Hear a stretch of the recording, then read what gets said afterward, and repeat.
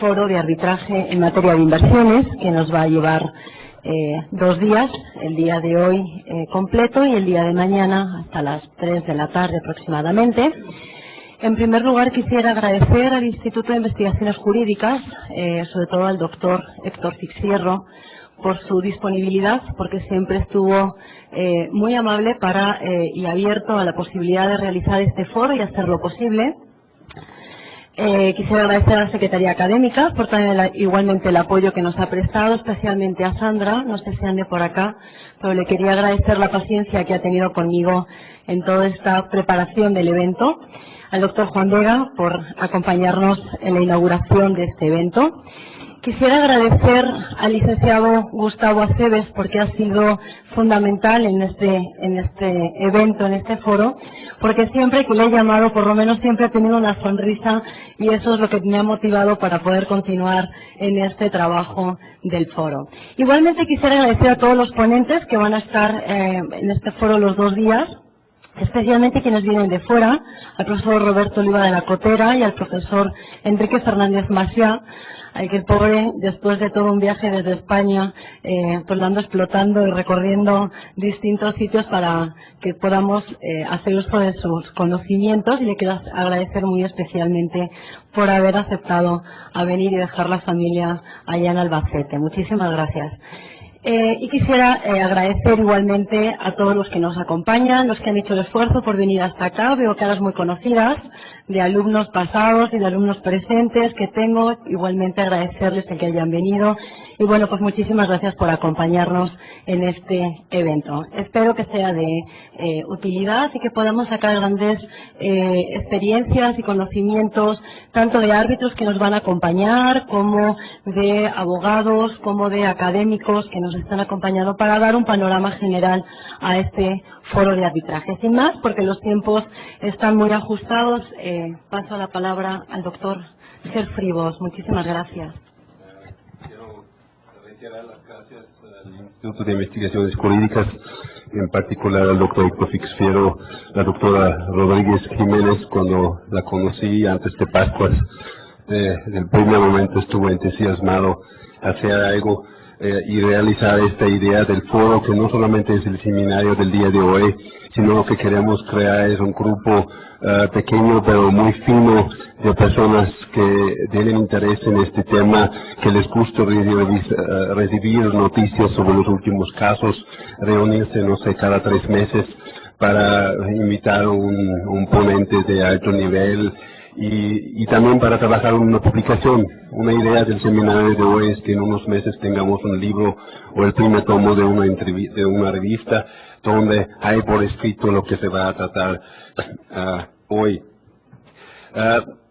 Como ven en el programa tenemos 30 participantes y este es algo 30 ponentes, este es algo muy significativo, es decir, en México sí hay un número significante de expertos en este tema y lo que necesitamos es cultivarlo, juntarnos, intercambiar ideas y participar en la liga de los grandes arbitrajes que hay y que cada vez hay más, con base en más de 2.000 tratados de protección de inversiones, 2.000 APRIs a nivel mundial, y no hay que olvidar, uno de los pioneros en este área fue México con el Tratado de Libre Comercio de América del Norte.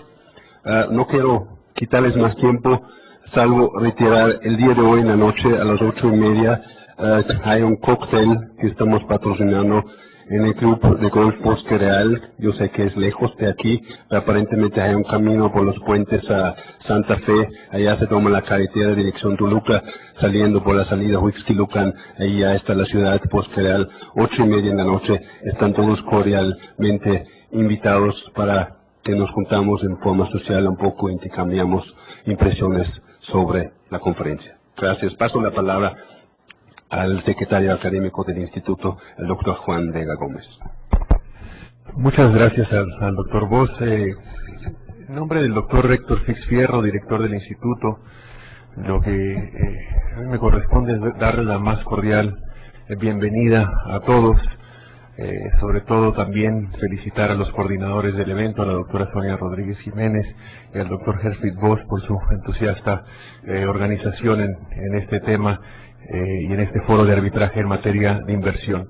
También me gustaría reiterar el agradecimiento a las instituciones que convocaron precisamente a este foro de arbitraje en materia de inversión, al Instituto Tecnológico Autónomo de México, a la Universidad Iberoamericana, al despacho Voss & Partners, al Centro de Arbitraje de México, al International Chamber of Commerce y Global Arbitration Review. A todos ellos muy agradecidos por haber participado con el Instituto en esta organización. Y pues desearles éxito en esta encomienda, en esta discusión sobre el CIAD y sobre el Centro Internacional de Arreglo de Diferencias en materia de inversiones, que entiendo lo que van a analizar precisamente son no solo un marco teórico en relación al CIADI, sino también las demandas presentadas en el contexto latinoamericano. Desearles el mejor de los éxitos en la discusión de estos temas y también darle la bienvenida a profesores del extranjero que nos acompañan, profesores de España, de El Salvador, incluso investigadores aquí del instituto también, como el doctor Oscar Cruz Barney, que estamos muy bien representados con él y con la doctora Sonia Rodríguez en este tema. Pues sin más, yo quiero darles las gracias de nuevo y declarar formalmente inaugurado el evento, y sin más yo creo que ya damos pie, Sonia, a la primera mesa del evento. Muchas gracias y muchas felicidades y enhorabuena.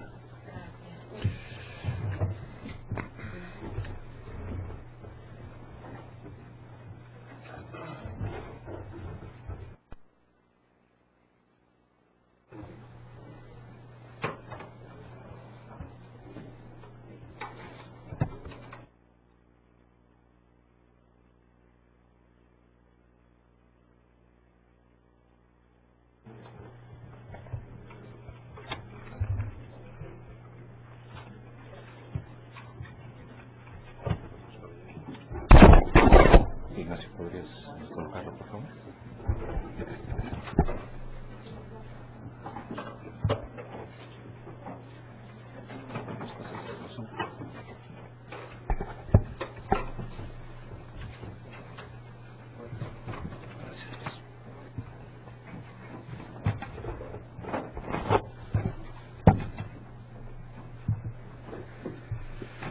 Muy bien, buenos días a todos. En establecimiento de la primera mesa de fondo, el primer bloque de este foro, voy a presentar a ustedes a los dos ponentes que integrarán el claustro que expone en este primer tema, que dentro del general, el derecho de protección a las inversiones, alude específicamente a las fuentes del derecho de protección de inversiones en concreto. Tengo que hacer para ustedes una referencia, como saben, por razones que son propias de una ciudad como esta. Específicamente hemos iniciado un poco tarde y en el caso vamos a procurar aquí ir remediando los problemas de horario para que las mesas ulteriores no sufran en el mismo sentido un retraso. En consecuencia, ante la necesidad de convertir este foro en un panel de dos expositores, muy distinguidos ambos, aviso a ustedes que quien estaba programado en tercer lugar para tener también una intervención, el profesor Todd Grierson Weiler, no podrá estar presente en México hoy, sino hasta mañana.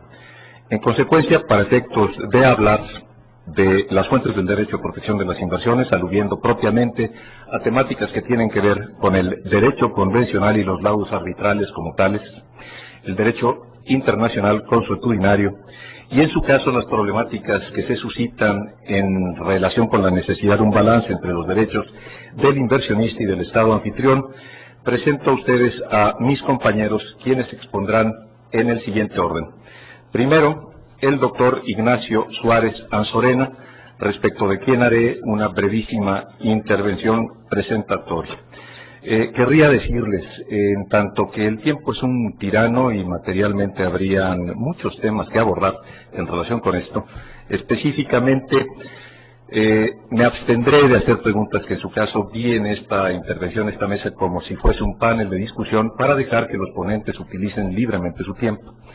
Vamos a presenciar sesiones de 20 minutos de exposición a cargo de cada uno de ellos y luego 10 minutos en función de los cuales abriré la mesa a la consulta de esta distinguida audiencia para una sesión de preguntas y respuestas. El doctor Ignacio Suárez Anzorena, abogado, graduado en la Universidad de Buenos Aires y con maestría en leyes en la Universidad de Harvard, consejero especial en Clifford Chance, Washington. Ha publicado varios trabajos en materia de arbitraje de inversión y ha asesorado con relación a más de 20 disputas involucradas en tratados de inversión. A él le encomio el que ha viajado de Argentina apenas ayer, saldrá nuevamente de México, de Washington en esta ocasión saldrá nuevamente de México porque entiendo tiene un evento académico que protagonizar en San Salvador mañana. Y bueno, está para ustedes la exposición de Ignacio. Adelante, tienes la palabra.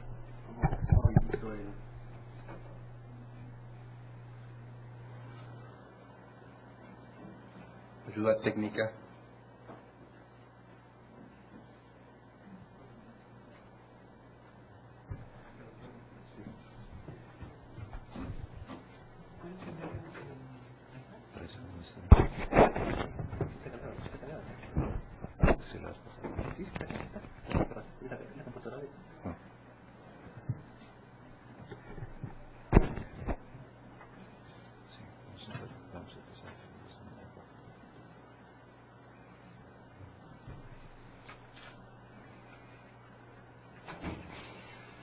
Les ofrezco una disculpa por estas cuestiones que son naturales, un evento de esta naturaleza a la vez.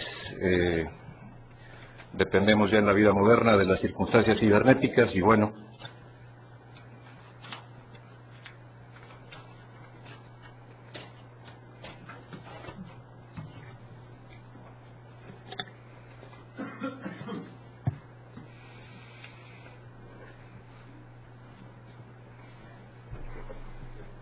adelante.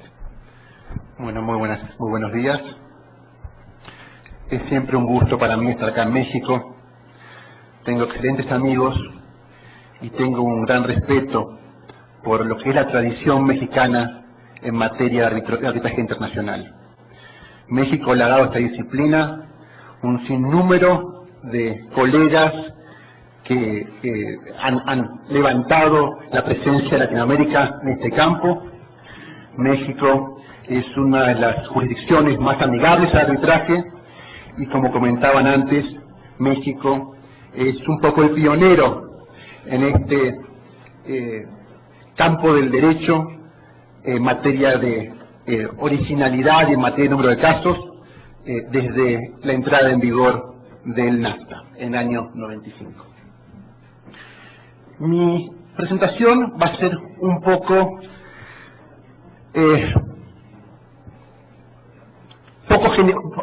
genérica, si quieren. La idea es dar una breve introducción a algunas de las cuestiones que hacen a la forma en la que se reconoce derecho en lo que es este particular campo del derecho internacional. La hoja de ruta la ven en la pantalla. En primer lugar, intentaré rápidamente hacer unas manifestaciones sobre las dimensiones y las características del fenómeno de arbitraje de inversión. En segundo lugar, me referiré brevemente a las relaciones entre los tratados de inversión y el derecho internacional.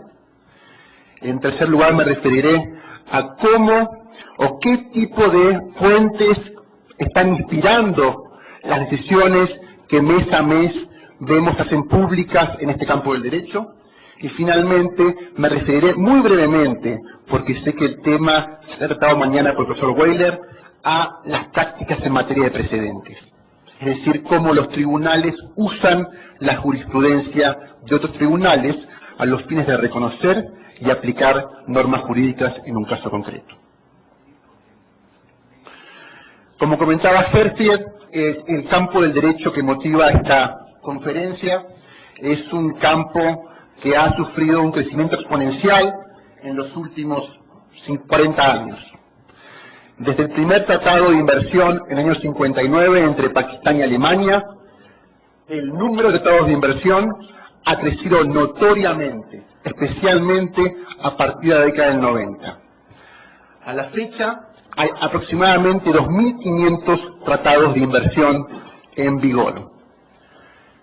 Dato significativo, a principios de la década del 90 había 4 tratados de doble imposición tributaria por cada tratado de inversión. Hoy la relación es 1 a 1. Creo que ello ilustra acabadamente acerca de la dimensión y la dinámica del fenómeno de los tratados de inversión a partir de la década del 90. Este gráfico de UNCTAD ilustra acerca de la distribución geográfica de los tratados de inversión. Y como pueden ver, a la fecha cubren prácticamente la totalidad del globo. Con excepción de Afganistán y algún otro país más, todos los países del mundo en algún momento al menos han firmado un tratado de inversión. Quiero aclarar que por ejemplo, mapa incluye a Brasil, y Brasil ha firmado 12, pero ninguno de ellos ha sido jamás ratificado. O sea que tengan cuidado con lo que este mapa intenta representar. Esta es una estadística de UNCTAD en materia de efectiva protección de flujos de capital hacia países en vías de desarrollo. Y como pueden ver, en general todavía, y esto es al 2003 creo, el nivel de capital protegido por tratados de inversión es relativamente menor dependiendo de cuál sea la fuente de capital. Solamente el 20% del capital americano en el exterior está protegido en países en vía de desarrollo, y en el caso de Europa aproximadamente el 73%. Y este último gráfico introductorio pretende demostrar lo que es la dinámica litigiosa del fenómeno. Desde el primer caso basado en un tratado de inversión, en el año 88, que es el caso AAPL contra Sri Lanka, hasta la fecha, el número de casos basados en tratados de inversión ha crecido exponencialmente, especialmente a partir del corriente milenio, impulsados, mal que me pese, por las situaciones vividas por Argentina a partir del año 2001. Quiero aclarar que este gráfico solo representa casos basados en tratados de inversión. Y ello puede generar alguna confusión, por cuanto un arbitraje en materia de inversión puede tener base tanto en un tratado como una ley nacional que permita acceder a arbitraje, caso El Salvador, caso de Albania, como finalmente en el contexto de un contrato que, por ejemplo, prevea el acceso a la jurisdicción del CIADI. Cuando yo me refiero a arbitraje de inversión, al menos en el marco de esta ponencia, me estaré refiriendo a casos que tienen como fuente la existencia de un tratado de inversiones. El punto, como pueden observar, es que lo que era una disciplina prácticamente moribunda en la década del 90, hoy genera un volumen de entre 30 y 40 casos por año y un volumen acumulativo de más de 300 casos. Ya hay más de 100 decisiones arbitrales, sea en jurisdicción o sea sobre el fondo, que ilustran acerca del el sendero que está tomando esta particular disciplina del derecho, siendo la gran mayoría de ellas de acceso público.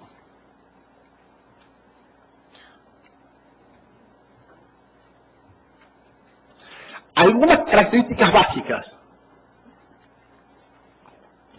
Lo que hace al arbitraje de inversión un fenómeno único es que implica una revolución copernicana en lo que hace a la posibilidad de que un Estado defienda los derechos de un nacional afectado en un tercer país. Hasta fines de la década del 60, cuando Italia firmó el primer tratado de inversión con Chad, que permitía acceso directo a arbitraje, la forma típica de resolver un problema de esta naturaleza era en el marco de las relaciones exclusivamente interestatales. Y el remedio clásico del derecho consuetudinario internacional era la protección diplomática, que tenía dos fundamentales características. La primera era que el nacional afectado por el Estado huésped debía agotar los remedios internos. La segunda, solo a partir de ese momento, el Estado de su nacionalidad podía, a su discreción, activar remedios en contra del Estado que había afectado a su nacional. Es decir, era un procedimiento largo y era un procedimiento necesariamente mediatizado por el Estado de la nacionalidad. Los tratados de inversión implican una revolución copernicana porque, como regla, eliminan el requisito de utilizar remedios internos. Hay algunos tratados que exigen uso de jurisdicción interna por 6 meses o por 18 meses. Pero hasta la fecha, ninguna de esas disposiciones ha sido aplicada en la práctica en base a otro tipo de consideraciones, como por ejemplo, cláusula de nación más favorecida. Pero el 95% de los tratados, y yo diría que todos los que se han firmado en los últimos 10 años, permiten el acceso directo por parte del inversor al arbitraje internacional. Es decir, hoy en día el remedio lo ejerce el inversor sin que tal posibilidad esté mediatizada por el Estado de su nacionalidad. Otra característica. Tenemos un acceso a tribunales ad hoc, es decir, cada tratado permite ir a un sistema de arbitraje que se decide sobre caso por caso en un tribunal distinto, y tenemos a la vez protecciones que los tratados brindan a un sinnúmero indeterminado de sujetos. ¿Ello qué significa? Ello significa que una misma medida general de un Estado nacional puede generar tantas disputas separadas y no relacionadas como partes afectadas. Esto es uno de los grandes problemas que tiene el arbitraje de inversiones. NAFTA o CAFTA pretenden arreglarlo con cláusulas sobre acumulación, pero la posibilidad de acumulación no es la regla en materia de arbitraje de inversiones internacional. Segundo lugar, protección estandarizada. Los tratados, como regla, y acá está excepción los tratados como NAFTA o CAFTA, especialmente, que definen un poco más sus términos, operan sobre la base de estándares bastante amplios en su contenido y en general no se han molestado en dar precisión a los términos. Cuarto, adolescencia jurídica. Como acababa de comentar, este es un fenómeno nuevo, hay un creciente número de casos, pero todavía hay más incertidumbres que realidades. Quinto, promiscuidad interpersonal y material. Los casos son resueltos por tribunales y las partes son defendidas por abogados. Los académicos actúan como partes, como abogados y en tribunales. Los abogados actúan como partes y en tribunales. Hay una importante interrelación entre la práctica profesional y la academia que genera algunos incentivos que creo en algún momento van a afectar esta disciplina y ya la están afectando en materia de conflicto de intereses, porque tenemos, por ejemplo, que el mismo abogado que alega el estándar de responsabilidad A bajo un determinado criterio, a la vez litiga en un tribunal distinto el mismo estándar de responsabilidad. Es decir, hay problemas importantes que se están generando, hay expertos que dan una opinión en un lugar y son árbitros para decidir el mismo tema. Es un tema que ya ha sido alertado por el CIADI en una reunión en París hace un par de años, ha sido discutido por Gilbert Guillaume en Ginebra hace 6 o 8 meses con motivo de una reunión de la Global Arbitration Meeting, y bueno, es otro tema a tener en cuenta. Rápidamente. Segunda cuestión. ¿Constituyen las protecciones de un tratado de derecho consuetudinario? La respuesta es no. El derecho de los tratados de las inversiones es lex specialis. Alguien ha pretendido alegar que como hay 2.500 tratados, ello alcanza para generar una práctica generalizada. Pero en ningún momento alguien ha alegado con algún criterio que haya el segundo elemento necesario para que tal práctica sea costumbre. Y eso es que haya un opinio iuris, que quienes se comportan de una manera lo hagan con la conciencia de que tal conducta es debida, es legal. Además, 2.500 tratados implican 2.500 relaciones jurídicas. Si uno agrega al Energy Charter Treaty, que es un tratado que agrupa 40 países, uno llega a sumar aproximadamente 5.500 relaciones jurídicas.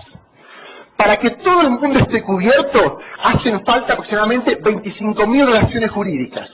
Es decir, aunque haya habido un gran progreso en muchos tratados, todavía es muy prematuro para decir que las protecciones que los tratados dan califican como derecho consuetudinario.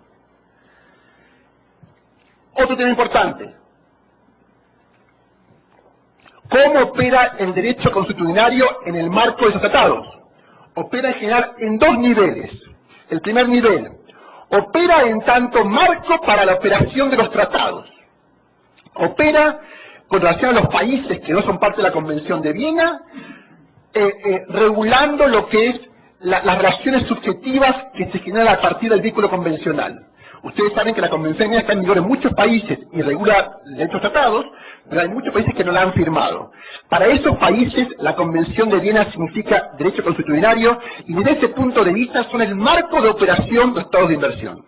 A la vez, los tratados de inversión también operan contenidos por lo que es el régimen de responsabilidad internacional de los Estados. Y van a ver con mucha asiduidad que los tribunales citan los artículos de responsabilidad internacional que Naciones Unidas aprobó hace un par de años y que son considerados como representativos del derecho consuetudinario. Lex specialis versus lex generalis.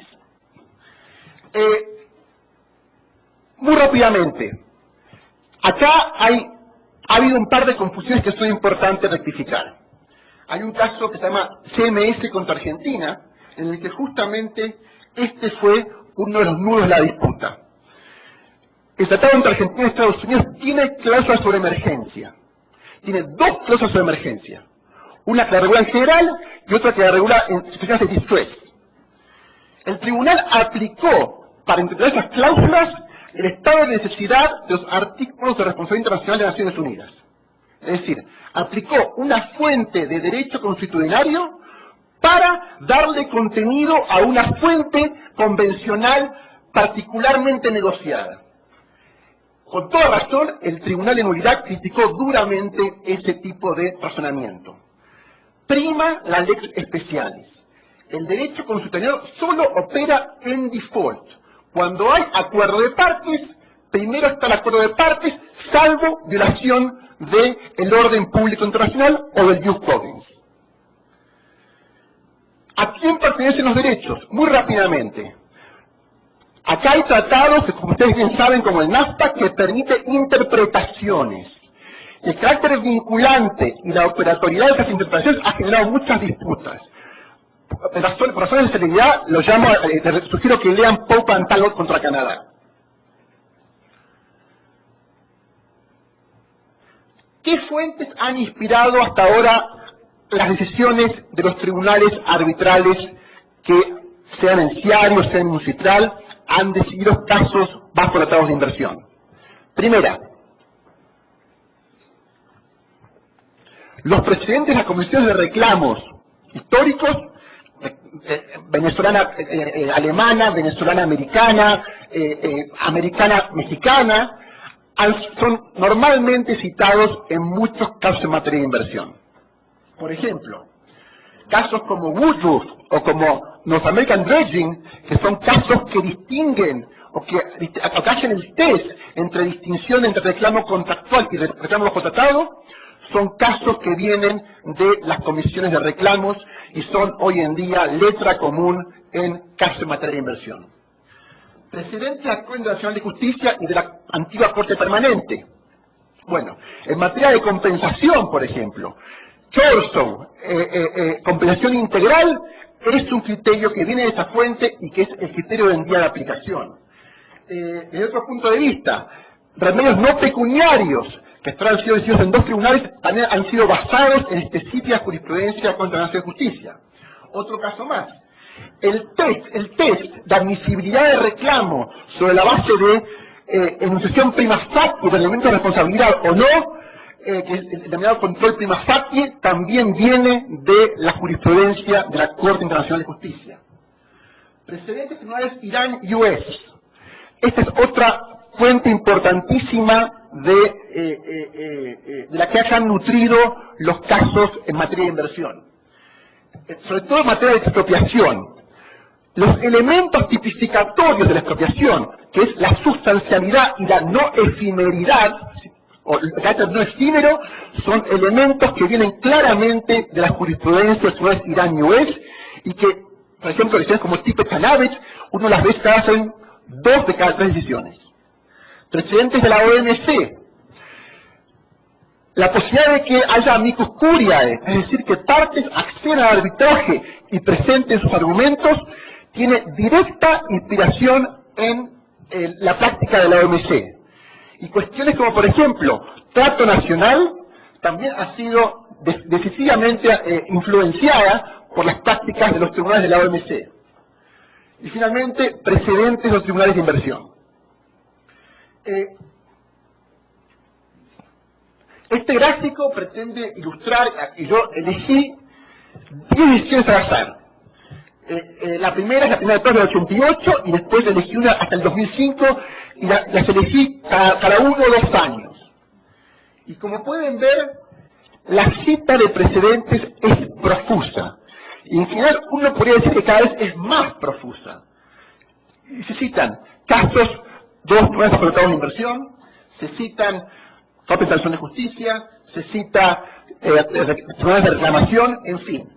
El número es ilustrativo, esto obviamente no es muy científico, pero lo único que quería mostrarles es la importancia que tiene hoy en día en la discusión jurídica en saber cuál ha sido el derecho anterior decidido por los tribunales.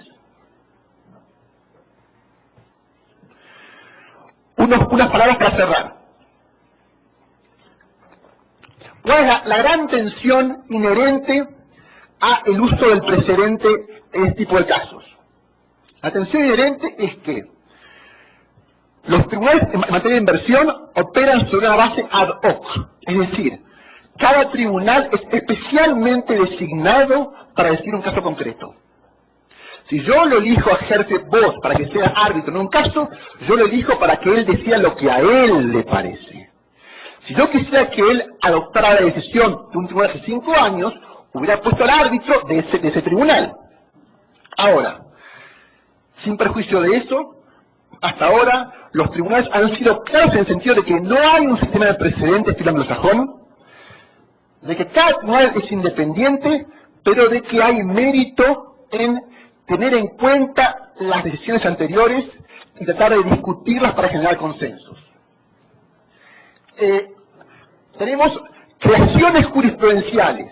Para dar un ejemplo, el concepto de inversión a los fines del artículo 25 de la Convención CIADI es una creación jurisprudencial, que en base a una decisión que se llama Salini hace 4 o 5 años, que viene siendo repetida sistemáticamente, ha considerado que solo hay inversión cuando el activo tiene una serie de características.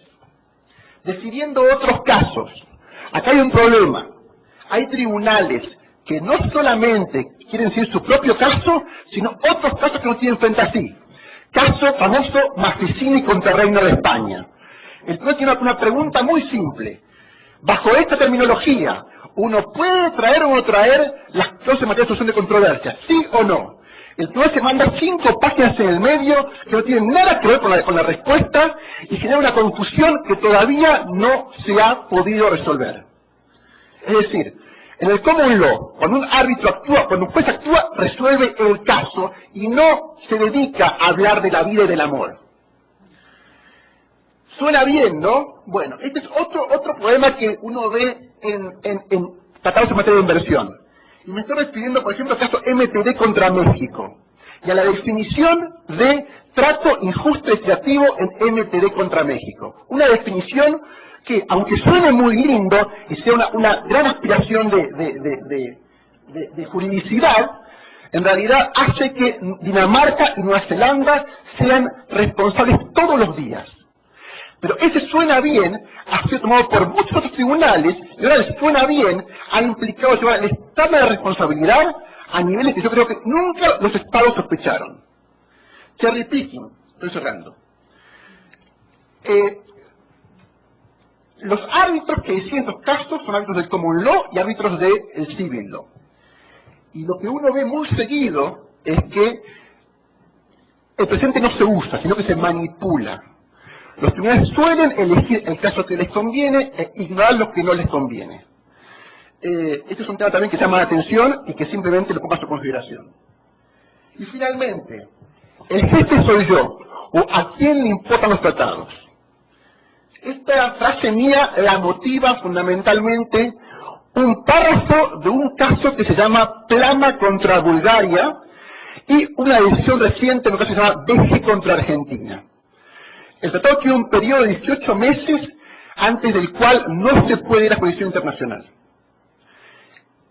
En Plama contra Bulgaria se decide en contra de los vecinos, o sea que se decide que en definitiva la aplicación de la MSN no se aplica al caso. Pero el tribunal dice muy livianamente que igual Maastricht se entiende, porque esa cláusula no tiene sentido, habilitando ignorarla. En México contra Argentina fue lisa y llanamente ignorada. Para cerrar, una reflexión, porque esto le pareció muy crítico, pero la verdad es esta. Y la reflexión viene de un artículo publicado por Stalin Nariman hace unos 4 o 5 años que habla de la relación entre el arbitraje del este y del oeste. Y es la siguiente. Cuenta Stalin Nariman que en la India a un hombre le encomendaron actuar como juez en un pequeño pueblo. Y él le pidió consejo al sabio del pueblo. Y el sabio del pueblo le dijo, cuando tengas que decidir, decide con firmeza, pero nunca des razones. ¿Por qué? Porque siempre van a estar mal. Muchas gracias.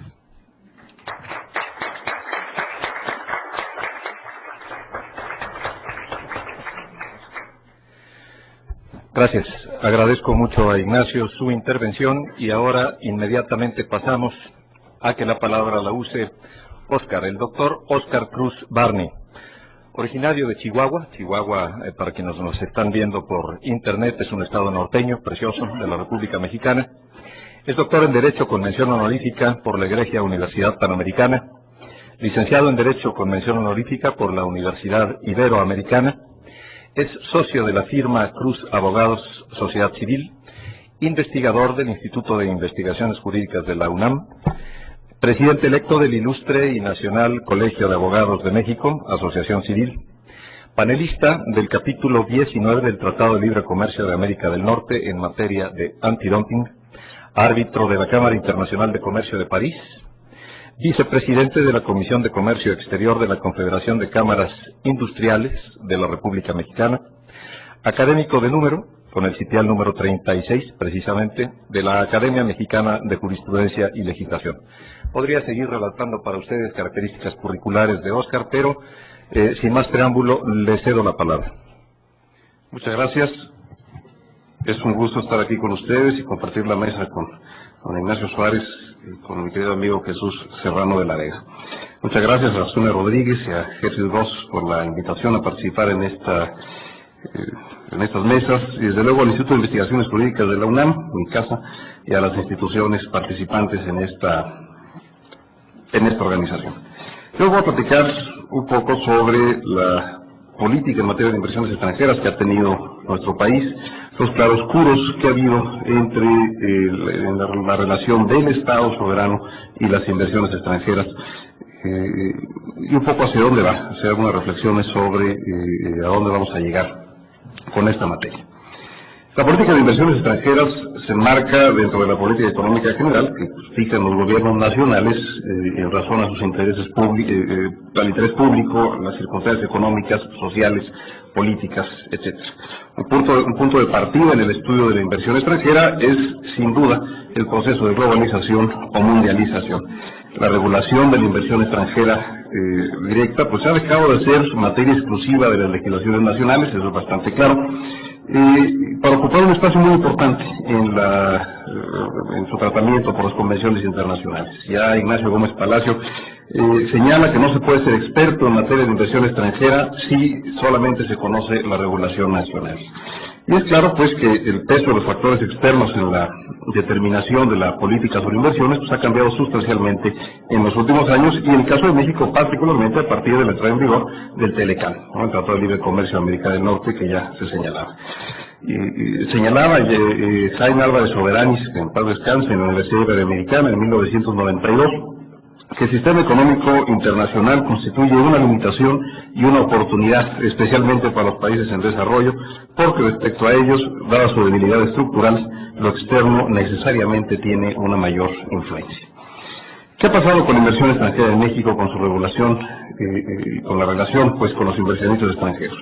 Es un tema tradicionalmente controvertido de nuestro país. La historia legislativa mexicana pues ha propugnado en lo general a la igualdad de derechos entre inversionistas extranjeros e inversionistas nacionales. Pensemos, por ejemplo, en la Ley sobre Extranjería y Nacionalidad de los Habitantes de la República, texto de 1854, en donde por primera vez se define quién es extranjero y quién es nacional. 2 años después, en 1856, se le daba capacidad a los extranjeros para poseer y adquirir fincas rústicas y urbanas en el país. Ya en el siglo XX, hacia 1929, y un poco del marco también de las influencias de la Gran Depresión en los Estados Unidos, se implementa en nuestro país un sistema de industrialización vía sustitución de importaciones. Un sistema que se verá también fuertemente influenciado por la Segunda Guerra Mundial y el desarrollo industrial que provoca este fenómeno en nuestro país, y desde luego las relaciones con Estados Unidos que van a ir cambiando de manera notable. Se busca obtener desde luego tasas máximas de crecimiento, incremento del empleo, mejorar el nivel de vida de la población. Y va a ser el 29 de junio de 1944, precisamente en el marco de la Segunda Guerra Mundial, que el Ejecutivo decretó que las sociedades mexicanas que tuviesen o pudiesen tener socios extranjeros solamente podrían adquirir bienes inmuebles, concesiones de minas, aguas o combustibles minerales, mediante permiso que en su caso otorgaría la Secretaría de Relaciones Exteriores. Terminada la Segunda Guerra Mundial, esos decretos dictados en el ejercicio de las facultades extraordinarias por el Ejecutivo pues se mantuvieron en vigor, entre ellos algunos otros como el cobro de tenencia. Pero en 1950, la sustitución de importaciones de bienes de consumo no duradero se consideró agotada en nuestro país y se inicia la sustitución de bienes intermedios y de bienes de capital, lo cual requirió ciertamente del desarrollo de inversiones importantes para intentar cubrir esos aspectos.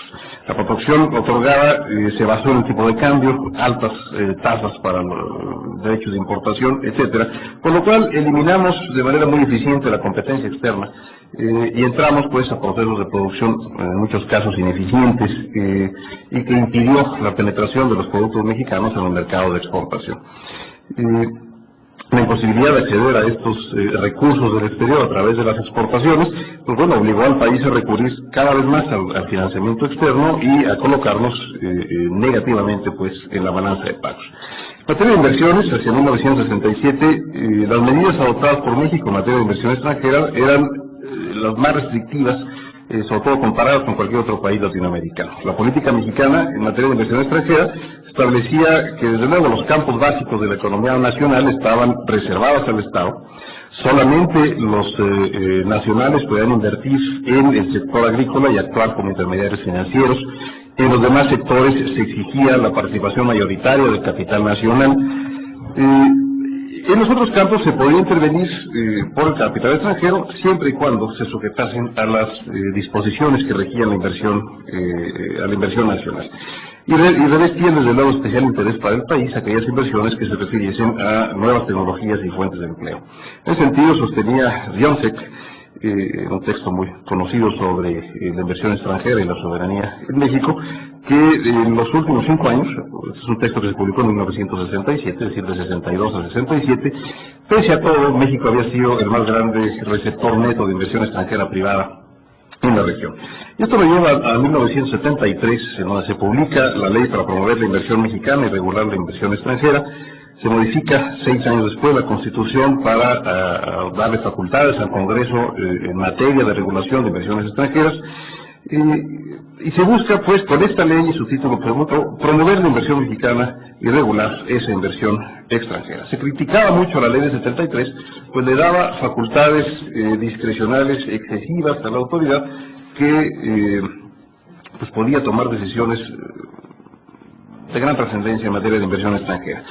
El reglamento de 1989 va a ser sumamente criticado en el sentido de que abre y que facilite el flujo de capitales externos al país. Desde luego va a ser muy controvertido en el sentido de su constitucionalidad, va más allá de la ley de 73, etcétera.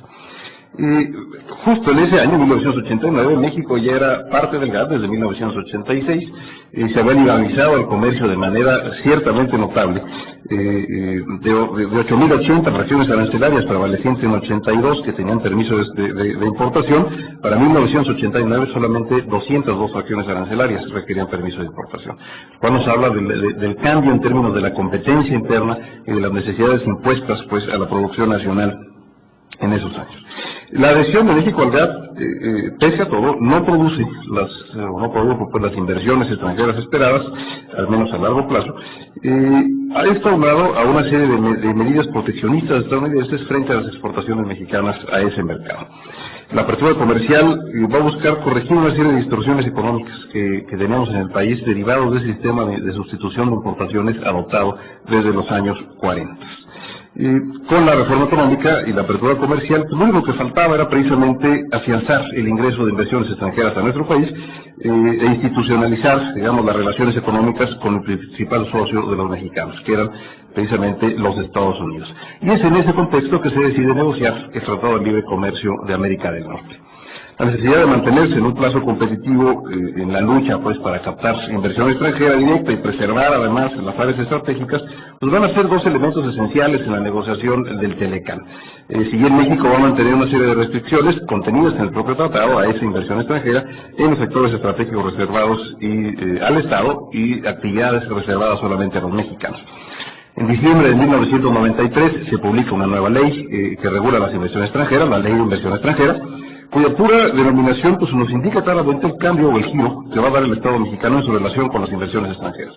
No se habla de promover la inversión nacional y regular la inversión extranjera, sino simplemente es una ley de inversiones extranjeras que sustituye al anterior de 1973. Se establece un sistema de apertura a la inversión extranjera que podría participar en proporciones cada vez mayores en el capital social de empresas mexicanas. Señala José Luis Siqueiros que la ley fue levantando el cierre en dos categorías de actividades muy claras, ¿no? Las reservadas de manera exclusiva al Estado y las reservadas o las que tienen una regulación específica en materia de capital social. Sobre todo a partir de la entrada en vigor de ciertas disposiciones de la ley en 95, 2001 y 2004, que fueron dando esa apertura cada vez mayor. La actitud, pues, defensiva y de recelo que tenía el Estado mexicano durante los 70s y los 80s del siglo XX, bueno, pues van a tener un cambio muy importante frente al gobierno mexicano, ¿no? El gobierno entrará a partir de los 90 en una década de tratados de libre comercio y después a un proceso de negociación de tratados bilaterales de inversión, por los conocidos APIs, ¿no? Previamente al inicio de las negociaciones del Telecán, señalaba con razón que el principal objetivo del mismo sería la atracción de las inversiones, no tanto la reducción de aranceles, es un avance que se había logrado ya desde la adhesión al GATT, sino el convertir a México en una plataforma exportadora a los Estados Unidos, por lo cual la ley de 73 necesariamente tenía que desaparecer, como lo fue, y aparecer la de 1993. Y es por eso que se incluye este capítulo de inversión que busca otorgar garantías básicas a los inversionistas de las partes, y los específicos del capítulo van a ser tratados ya más adelante. Las partes entendían, pues, que las barreras a la inversión representan también barreras al comercio, en buena medida, y pactan, pues, este mecanismo para asegurar un trato igual a los inversionistas extranjeros. Mecanismo que ya se ha señalado hasta el cansancio, que no deja de ser inequitativo para los inversionistas nacionales, que no tienen los derechos que tienen los inversionistas extranjeros frente al gobierno que recibe la inversión. La Secretaría de Economía señala en su página web que el gobierno mexicano, dentro de su estrategia de negociación comercial internacional, ha privilegiado la incorporación de capítulos de inversión en sus tratados comerciales internacionales, siguiendo básicamente dos modelos, que son el modelo del capítulo 11 del TELECAN, que se lo hemos recetado a todos los tratados comerciales, o casi todos los tratados comerciales internacionales que hemos celebrado, sobre todo en el contexto latinoamericano, y el modelo europeo, contenido en los tratados con la Unión Europea, con el Acuerdo Europeo de Libre Comercio, que se refiere a los códigos de liberalización de movimientos de capital de la OCDE.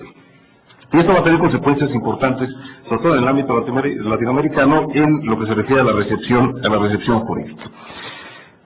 La regulación de la inversión extranjera por el capítulo 11, como ya se mencionó, pues es susceptible de interpretación, por la Comisión de Libre Comercio del TELECAN. Como ya lo ha hecho, en materia básicamente de acceso a documentos, en materia de nivel mínimo de trato, conforme al derecho internacional.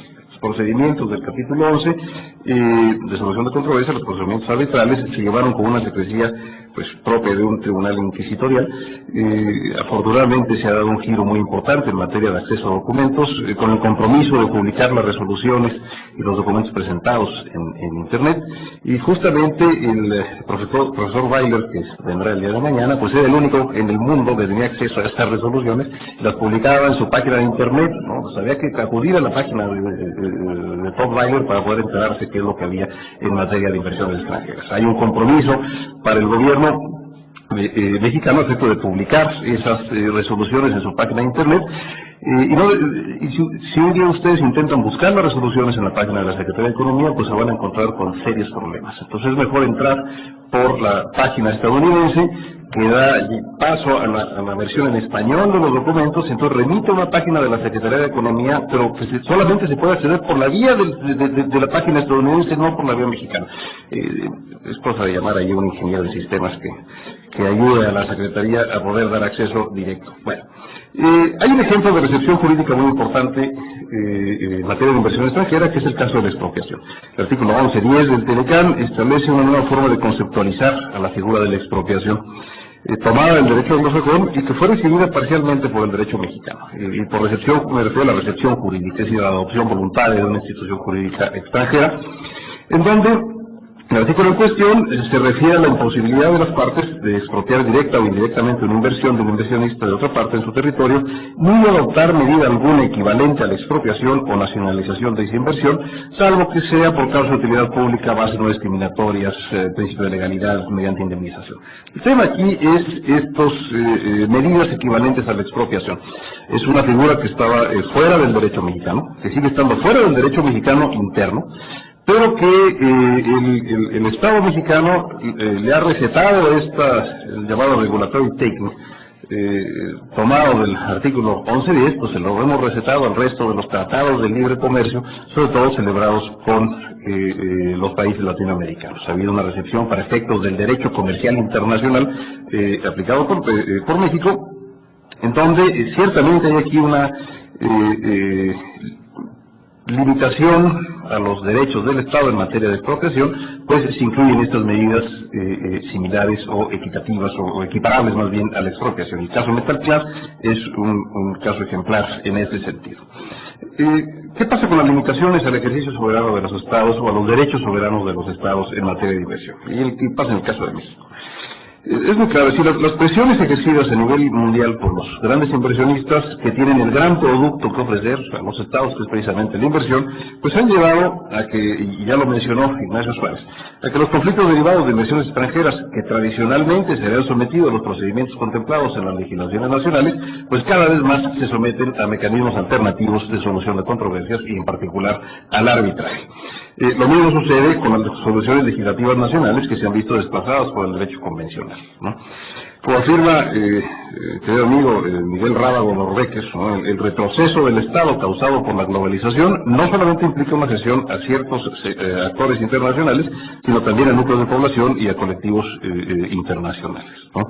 México, aunque ya inició el proceso de adhesión al MIGA, si se meten ustedes a la página del MIGA, yo lo hice hoy en la mañana, aparece pues que estamos cumpliendo todavía con el proceso de cumplir requisitos para adherirnos a la convención. No somos parte del CIADI, sin embargo, El capítulo 11 del Telecán contempla la posibilidad de resolver las controversias conforme a los dos mecanismos pues contemplados en el CIAC.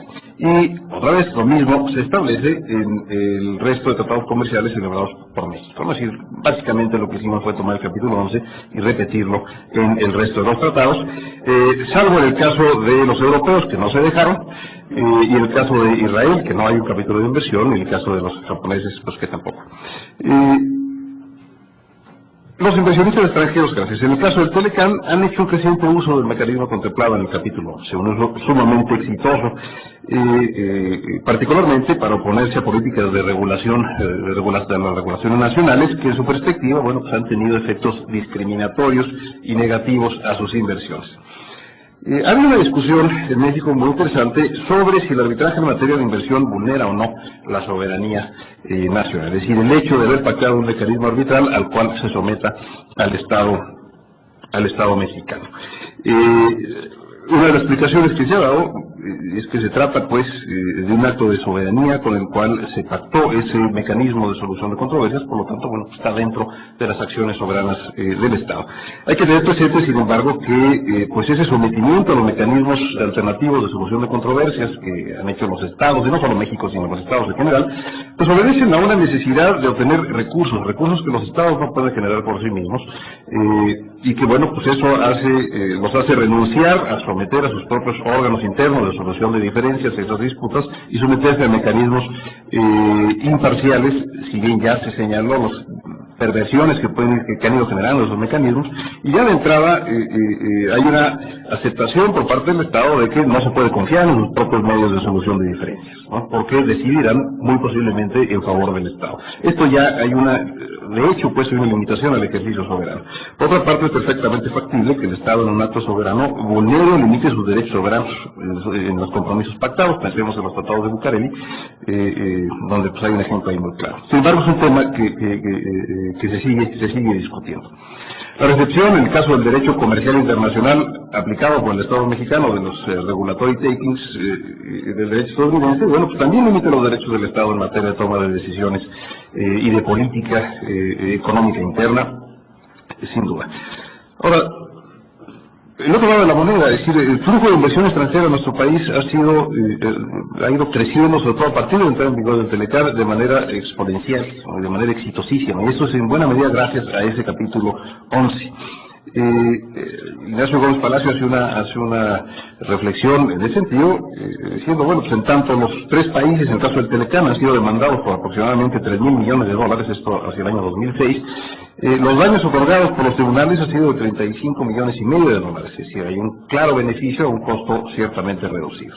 Y ya don Francisco González de Cosío, que nos acompaña y participará más adelante, lo ha dicho muy claro, es decir, México se está convirtiendo en una de las fuentes más dinámicas y ricas de conocimiento y experiencia en materia de arbitraje de inversión, ¿no? Y este foro, desde luego, así lo acredita. ¿Qué podemos concluir? Un elemento esencial de la globalización es el retroceso en la función del Estado en detrimento de una visión particular de mercado, eso está claro, que tiene grandes ventajas económicas, pero tiene desventajas políticas en ciertos aspectos. Luigi Ferrajoli apunta que el paradigma de la soberanía externa, bueno, pues alcanzó su máximo esplendor y a su vez su fracaso con las dos grandes guerras mundiales, ¿no? La Carta de la ONU de 1945 y la Declaración Universal de los Derechos del Hombre del 48, pues transformaron el orden jurídico mundial, y con ello la soberanía externa del Estado dejó de ser, en palabras de Ferrajoli, una libertad absoluta y salvaje, quedando subordinada jurídicamente al imperativo de la paz y la tutela de los derechos humanos. Y voy a añadir el derecho comercial internacional y los flujos de capitales, ¿no? Hace 4 años surgió la pregunta de si era acertado conservar el espíritu nacionalista de la legislación interna en el caso de México para proteger a la inversión mexicana. Y se respondió en ese entonces que la defensa de los valores tradicionales y de soberanía nacional debían de ser la prioridad, así como el bienestar y la prosperidad económica. Esto en palabras de don José Luis Queiroz. Van a formular nuevamente esta pregunta el día de hoy, en el 2008. Se ha señalado ya que es un problema la educación jurídica recibida en los estados latinoamericanos, nosotros desde luego, pues se encuentra bajo el signo o bajo el entendido de la existencia de un Estado soberano, cuando en realidad, en palabras de Ignacio Gómez Palacio, pues el Estado soberano está pasando a ser un Estado comerciante anfitrión de las inversiones. de un Estado que todo lo decidía a un Estado comprometido por un cúmulo de compromisos e intereses internacionales. Existe pues un desfase en la preparación del jurista latinoamericano y de la realidad que debe cambiar. Una realidad muy clara, y es que ese flujo de inversiones es necesario, permite que las economías nacionales se desarrollen, pero hay que buscar desde luego un equilibrio entre esa inversión extranjera y el interés interno nacional. Es todo. Muchísimas gracias.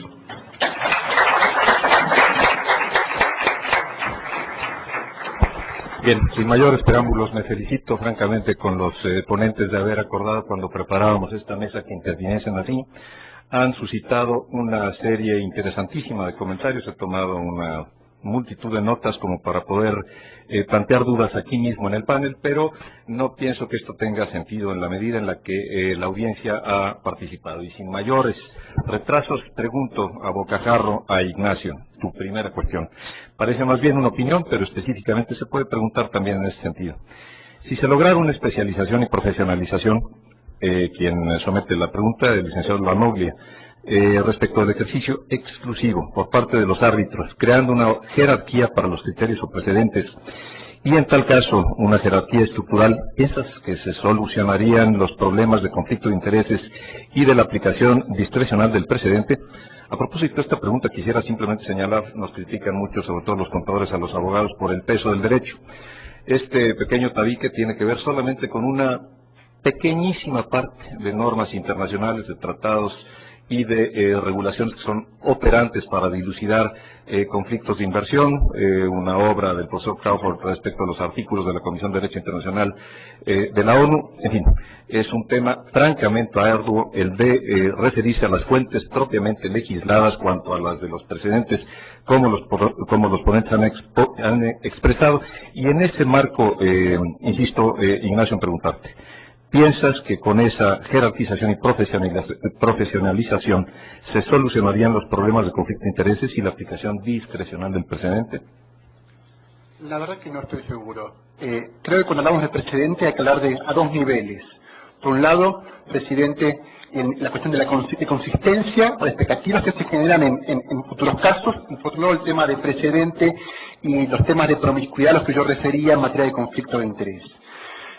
Hasta ahora, con relación al primer punto, en algún momento hubo discusiones para hacer un sistema de apelación que de alguna forma tuviera un efecto casatorio que evitara ese problema, es decir, un tribunal especializado que, por ejemplo, está contemplado, aunque sea en potencial, en el CAFTA o en el Tratado Modelo Americano en este momento ofrecido al mundo, pero hasta ahora ello no ha pasado una expresión de buena voluntad. El tema de conflicto de interés es un tema más delicado y creo que por más que uno profesionalice y por más que uno eduque, difícilmente se pueda superar. Y yo creo que que probablemente de acá a 10 años, a menos de que los participantes del sistema seamos muy estrictos en materia de autorregulación, vamos a tener que evolucionar hacia un sistema de rosters permanentes. Ni siquiera tribunal permanente, un sistema de que si no está en un roster, uno no es abogado de parte. Porque de otra forma los conflictos materiales y personales que se generan cada vez dañan más la imagen y la percepción de neutralidad del sistema, y en los últimos 4 o 5 meses ha habido 4 o 5 decisiones en materia de conflicto de interés por parte del Tribunal CIADI, por ejemplo, que dan que pensar. Y hace 1 año y medio hubo un caso bastante particular en los tribunales de Holanda, en la que se le pidió a un famoso profesor francés, que es a la vez socio de una firma de abogados, que con un tema en particular o haga de árbitro o sea de abogado. Porque en materia de inversiones, este es un tema muy importante, las decisiones se publican y las cuestiones son muy pocas. Cuando hablamos de un contrato de arbitraje internacional en general, los dados no se publican y hay tantas soluciones posibles como hechos y contratos. En materia de causa paraguas, por ejemplo, hay 3 posiciones, A, B o C. Entonces uno está con la A, con la B o con la C. Y esto es decisivo en un caso particular. Así que, como decía, yo por ahora no veo una solución a corto plazo, pero creo que la tendencia va a ser o a una fuerte autorregulación, y tengo confianza en que nuestra comunidad la haga, o hacia rosters permanentes que impidan a que está en el roster ser árbitro en ese tipo de casos. Gracias, Ignacio. Ahora una pregunta directamente para Óscar. ¿Qué opinión te merece el carácter, entre comillas, vinculante, pregunta la doctora Aldana, de las resoluciones de los laudos arbitrales a la luz del Telecán y sus consecuencias en el marco jurídico mexicano? Bueno, me parece muy bien que sean vinculantes, si no, ¿para qué tenemos los mecanismos, no? El caso del arbitraje específicamente en materia de inversiones, pues ha probado su efectividad y su importancia en materia de la regulación y la protección de esas inversiones. Si no fueran vinculantes o si los estados no les hicieran caso, pues nos quedamos sin inversiones, punto, ¿no? Tienen que ser vinculantes. Además, como todo procedimiento arbitral, pues hay una declaración al inicio del procedimiento en el sentido de someterse específicamente a esas decisiones, ¿no? Y lo mismo se puede trasladar a las resoluciones arbitrales del capítulo 19 en Telecán, etcétera, donde el cumplimiento de esas decisiones pues es en beneficio de la integridad de la zona de libre comercio establecida y de la integridad de esas inversiones. Entonces, tienen que ser así, sin duda. Gracias, Óscar. Con una caligrafía interesante, el licenciado Fernández nos pregunta, para Ignacio, ¿cómo ve los últimos antecedentes, los últimos acontecimientos ocurridos en Sudamérica y sobre el rechazo frontal al CIADI? ¿Qué puede ocurrir a partir de ahora? Espero haber interpretado apropiadamente. Adelante, Ignacio. Muy rápidamente, porque el tema da para largo. Hay 5 países que han expresado notoria disconformidad con la forma en la que está operando el CIADI y han expresado puntos de vista muy críticos al respecto. De esos 5 países, hasta ahora 2 han tomado medidas jurídicas relevantes. Lo más curioso es que el propiciador, que es Venezuela, no ha hecho nada. Lo cual, bueno, si uno ve al otro presidente un domingo, uno se da cuenta cuál es un poco el fenómeno detrás de eso. Hay mucho ruido, pero menos nuez, eventualmente. Bolivia, como saben, notificó la denuncia de la Convención CIADI, y Ecuador hizo una notificación bajo artículo 25.4, que es una notificación que implica informar acerca de la naturaleza de las disputas que uno está dispuesto a someter al centro. La notificación con relación a Bolivia tiene efectos jurídicos y de hecho, esto lo digo sin agregar partes, varios de los que tenemos casos contra Bolivia hemos decidido por el momento no ir al sede e ir a otro lugar ante el temor cierto de que perdamos el caso en jurisdicción. Sobre todo si no ha habido una efectiva enunciación de consentimiento arbitral antes de que Bolivia denunciara el convenio CIADI, que es el elemento temporal básico. El tema de Ecuador es más irrelevante, diría, porque el artículo 25.4 de la Convención CIADI, o 25.3 en este momento, no modifica los consentimientos ya dados, es meramente informativo, y una lectura de los trabajos preparatorios del 64 deja muy en claro que si un Estado da consentimiento arbitral amplio en un tratado de inversión, después no puede tener ese consentimiento o que esa notificación bajo el artículo 25.4 es simplemente informativa y no modifica el consentimiento existente. Es decir, lo de Ecuador no tiene efectos jurídicos prácticos. Y finalmente Argentina. Bueno, Nicaragua también se ha quejado, pero no ha hecho nada todavía, y Argentina, hasta ahora, ha dicho que va a pagar los laudos. Ahora, a mediados de mayo venció el plazo para que Argentina pague CMS. Y Argentina hasta ahora simplemente lo que ha pedido es que se inicie un procedimiento de ejecución bajo artículos 56 y 54, y no ha pagado aún. CMS ha vendido el reclamo, lo cual ahora va a generar algunas discusiones de legislación interesantes que supuestamente, digamos, estarían resueltas bajo el derecho internacional, pero el punto es que Argentina ha protestado mucho, pero hasta ahora no ha tomado ninguna medida concreta, y lo que dicen, al menos de la boca para afuera, y yo soy abogado de Argentina en 15 casos, hasta hace un par de años, o sea que conozco el tema, es que se van a pagar, y yo espero que así sea. Gracias, Ignacio. Una pregunta final para Óscar, de parte del señor Urbieta. En promedio, ¿cuánto se le paga a un árbitro? ¿Cuánto a la institución que administra el arbitraje?